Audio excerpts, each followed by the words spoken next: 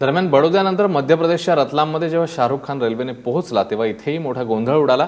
Rice सिनेमात पाकिस्तानी कलाकार माहिरा खान हिने भूमिका साकारली आणि या विरोधात भाजप कार्यकर्त्यांनी रतलाम रेल्वे स्थानकात शाहरुख खानला काळे झेंडे दाखवले। यावेळी शाहरुखचे चाहते देखील रतलाम स्थानकावर हजर होते। मात्र बडोद्यात घडलेल्या घटनेमुळे शाहरुखने रतलाम स्थानकावरच चाहत्यांना न भेटण्याचा निर्णय घेतला।